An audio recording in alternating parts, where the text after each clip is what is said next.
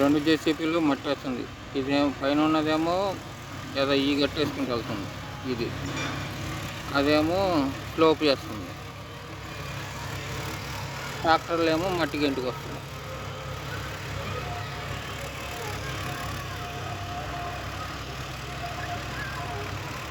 ఇది ఒక చెరువు. ఈ లైన్లో మూడు చెరువులు ఉన్నాయి. ఈ నుంచి మొదలెట్టి ఇది ఒకటి, మధ్యలో ఒకటి, ఆ మధ్యలో ఆ లాస్ట్ ఒకటి.